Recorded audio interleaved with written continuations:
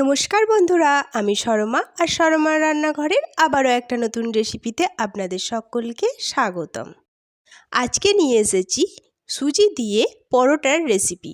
আমরা ময়দা বা আটা দিয়ে অনেকেই পরোটা খেয়ে থাকি, তবে এইভাবে সুজি দিয়ে একবার সুজির পরোটা খেয়ে দেখুন।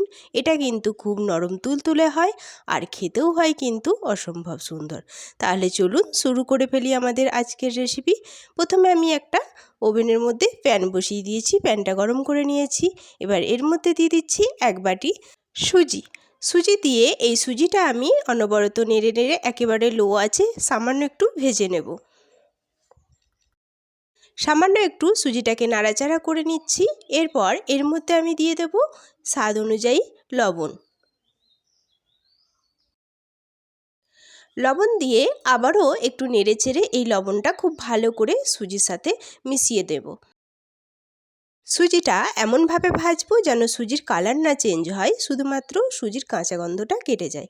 একটু নাড়াচাড়া করে আমি সুজিটা ভেজে নিয়েছি। এখানে আমি 2 থেকে 3 মিনিট সুজিটা ভালো করে ভেজে নিলাম। এরপর এর মধ্যে আমি অ্যাড করব দুধ। আমি এখানে 1 বাটি সুজির জন্য 2 বাটি দুধ অ্যাড করছি। আপনারা যদি চান দুধটা স্কিপ করে জলও দিতে পারেন। 1 বাটি দুধ 1 বাটি জলও দিতে পারেন, তবে শুধুমাত্র জল দিয়ে করবেন না, একটু দুধ দেওয়ার চেষ্টা করবেন, তাহলে কিন্তু পরোটার স্বাদটা খুব সুন্দর হয়। জল দিয়ে এবার সুজিটাকে আমি অনবরত এইভাবে নেড়ে নেড়ে জাল করে নেব, যতক্ষণ না এই জলটা শুকিয়ে যাচ্ছে আর সুজিটা ভালোভাবে সিদ্ধ হয়ে একটা ডো মতো হয়ে যাচ্ছে। আর এই সময় কিন্তু অনবরত নেড়েই যেতে হবে, না হলে কিন্তু এটা প্যানের গায়ে লেগে যাবে।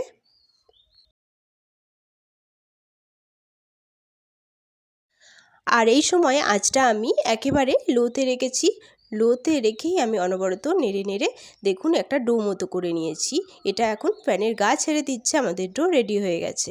এরপর এই ডোটা নামিয়ে আমি একটা থালার মধ্যে এটাকে নিয়ে নিচ্ছি, দিয়ে একটু ঠান্ডা করে নিচ্ছি। ঠান্ডা করে নিয়ে আমি এর ওপর এবার দিয়ে দেব ময়দা। ময়দা আমি খুব বেশি দেব না, প্রথমে আমি এখানে 3 চামচ মতো ময়দা দিয়ে দিচ্ছি। ময়দা দিয়ে এটাকে আমি ভালো করে মেখে নেব। হাতে করে আমি এইভাবে সুজিটা ভালো করে মেখে নিচ্ছি। এইভাবে সুজির পরোটা করে দেখবেন, এটা যেরকম খেতে সুন্দর হয় সেরকম এটা নরম তুলতুলেও হয়, আর এটা কিন্তু অনেকক্ষণ পর্যন্ত নরম থাকে, শক্ত হয় না। দেখুন আমি এখানে ডোটা ভালো করে মেখে নিয়েছি, এটা কিন্তু এখনও নরম আছে, তাই এর মধ্যে আমি আরও 2 চামচ ময়দা দিয়ে দিচ্ছি, দিয়ে এটাকে মেখে নিচ্ছি। টোটাল আমি এই 4 চামচই ময়দা দিয়েছি, আর বেশি কিন্তু ময়দা অ্যাড করব না, এতেই কিন্তু ডোটা ভালোভাবে রেডি হয়ে যাবে। আরও 2 চামচ ময়দা দিয়ে আমি ডোটা সুন্দর করে মেখে নিয়েছি। দেখুন এটা অনেকটা শক্ত শক্ত করেই মাখা হয়ে গেছে।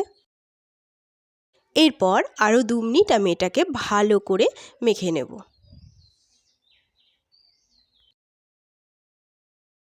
এই ডোটা যত ভালো করে মাখা হবে এই পরোটাগুলোও কিন্তু ততটাই সুন্দর সফট হবে আর ততটাই কিন্তু ফুলবে ভালো করে। দেখুন আমি 2 মিনিট আরও খুব ভালো করে মেখে নিয়েছি, একটা স্মুথ একটা ডো তৈরি হয়ে গেছে।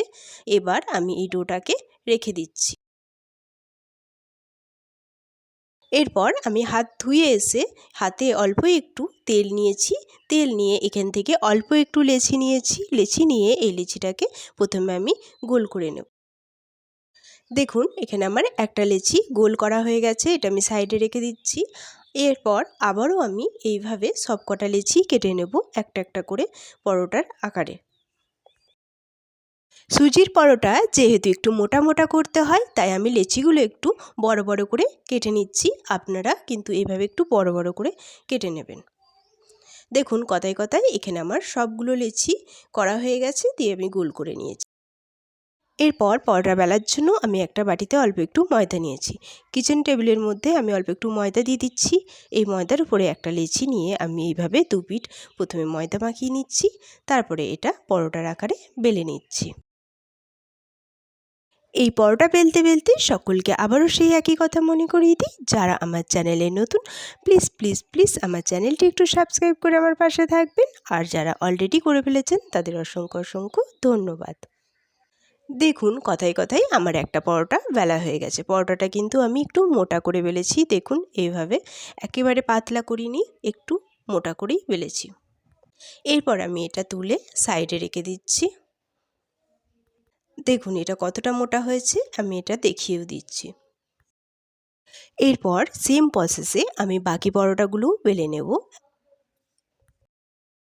এইভাবে সুজির পরোটা করে দেখবেন, অসম্ভব সুন্দর খেতে হবে। না খেলে কিন্তু বিশ্বাসই হবে না যে সুজি দিয়ে এত সুন্দর একটা নরম তুলতুলে পরোটা বানানো যায়। দেখুন কথায় কথায় আমার সবগুলো পরোটা কিন্তু এখানে বেলা হয়ে গেছে। এরপর যাই আমি পরবর্তী স্টেপে। এখানে আমি একটা তাওয়া গরম করে নিয়েছি, এর মধ্যে আমি একটা পরোটা দিয়ে দিচ্ছি। পরোটা দিয়ে এক পিঠটা হয়ে গেলে পরে উল্টে আমি অপর পিঠটা এটা ভেজে নেব উল্টে পাল্টে। এই পরোটা ভাজার সময় আমি আঁচটা একেবারে মিডিয়ামে রেখেছি। মিডিয়াম আঁচে রেখে আমি পরোটাটা এইভাবে ভেজে নিচ্ছি। একটু চেপে চেপে পরোটাটা ভেজে নিতে হবে। এই পরোটা ভাজার সময় প্রথমে পরোটাটা আমি দুপিঠটা ভালো করে ভেজে নেব, তারপরে এর উপর অয়েল দেবো।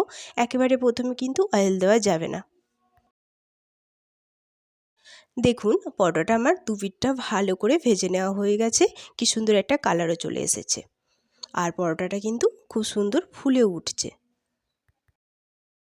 পরোটাটা আমার দুপিঠে সেঁকা হয়ে গেছে ভালো করে। এরপর আমি চামচে করে এইভাবে উপর দিয়ে সাদা তেল দিয়ে দিচ্ছি। আমি এখানে সাদা তেল দিয়ে পরোটাটা ভাজছি। আপনারা যদি চান বাটার বা ঘিও ব্যবহার করতে পারেন।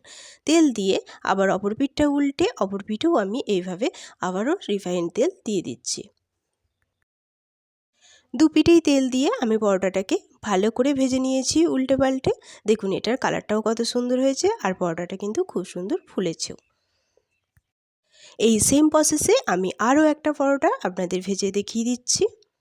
প্রথমে তেল ছাড়া পরোটাটাকে আমি উল্টে পাল্টে ভালো করে ভেজে নিয়েছি। তারপরে ওপর দিয়ে তেল দিয়ে এটাকে আবারও একটু ভেজে নিলেই আমাদের একেবারে পরোটা রেডি হয়ে যাবে। আপনারা কারা কারা আমার মতো করে এইভাবে সুজির পরোটা বাড়িতে তৈরি করেন অবশ্যই কমেন্টে আমাকে জানাবেন। আর আমার রেসিপিটি কেমন লাগলো তা অবশ্যই যেন কমেন্টে জানাতে ভুলবেন না। আমার সবগুলো পরোটাই ভাজা হয়ে গেছে, এবার পরিবেশনের পালা। এই সুজির পরোটাগুলো আমি একটা প্লেটের মধ্যে সুন্দর করে পরিবেশন করে নিয়েছি। দেখুন পরোটাগুলো কিন্তু দেখতে খুব সুন্দর হয়েছে, কালারটা খুব সুন্দর এসেছে। আর এইটা দেখুন একেবারে নরম তুলতুলে, হাতে দিলে একেবারে মুড়িয়ে যাচ্ছে। আর এই পরোটাগুলো সফট থাকে সব সময়, এটা কিন্তু একটু শক্ত হয়ে যায় না। দেখুন এটা কিন্তু খেতেও খুব সুন্দর। এখান থেকে একটা পরোটা নিয়ে ছিঁড়ে দেখিয়ে দিই। দেখুন এর ভেতরে কত সুন্দর লেয়ার এসেছে। দেখুন সুন্দরভাবে লেয়ার এসেছে। সকলের কাছে অনুরোধ রইল, সবাই আমার মতো করে একবার এই সুজির পরোটাটা একবার বাড়িতে ট্রাই করে দেখুন। এটা কিন্তু খেতে অসম্ভব সুন্দর। আজ এই পর্যন্তই, দেখা হবে আবারও একটা নতুন রেসিপি নিয়ে।